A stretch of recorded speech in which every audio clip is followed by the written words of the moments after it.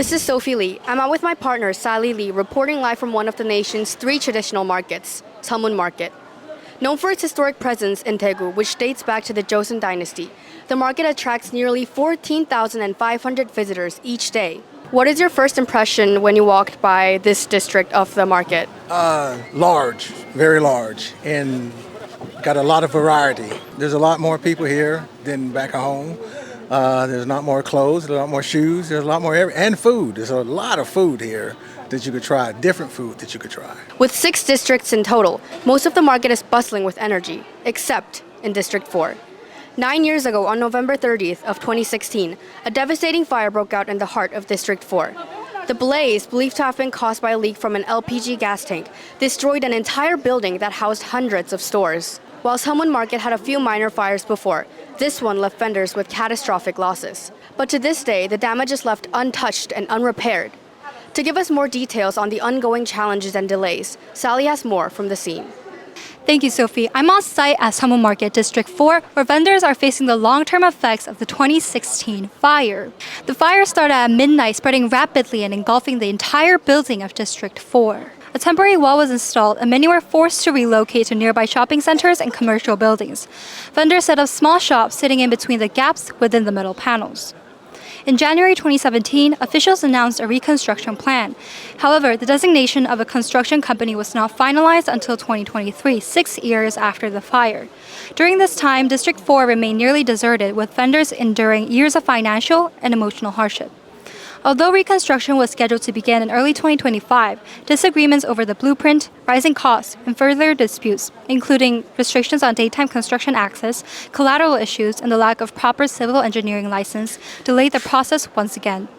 Eventually, the Koa members of the Market Association held an election to reconsider the appointed construction company.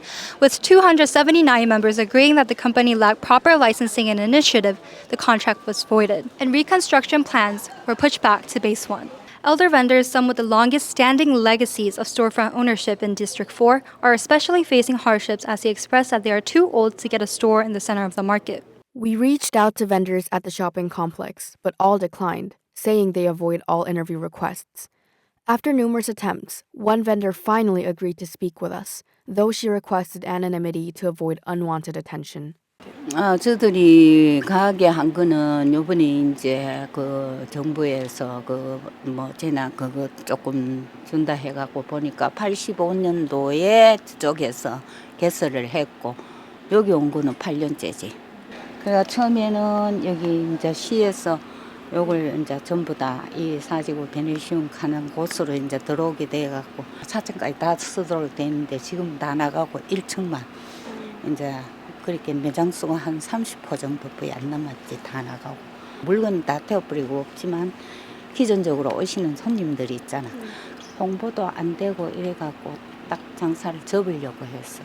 저쪽에서는 많은 게 다 이제 구비대가 있으니까 저쪽에서 그만 다 하고 이까지 안 들어오는 거래. Although traditional markets are becoming a new attraction for the young generation, tourists and customers rarely visit District 4, and vendors continue to face difficulties. Today, nearly 9 years later, District 4 remains abandoned. With tourists and customers avoiding the neglected area, survival has become a daily struggle for those who remain. For vendors of District 4, the fire marked the beginning of a long and ongoing struggle, not only with the immediate damage, but with years of delay and inaction. Without a clear and actionable construction plan, this once thriving part of Seomun Market remains desolate. Vendors continue to face daily hardships, while the promise of recovery remains unfulfilled. Until decisive steps are taken, District 4 will continue to stand as a symbol of neglect, located in one of South Korea's most historic landmarks. Reporting live from Seomun Market, this was Sophie Lee and Sally Lee.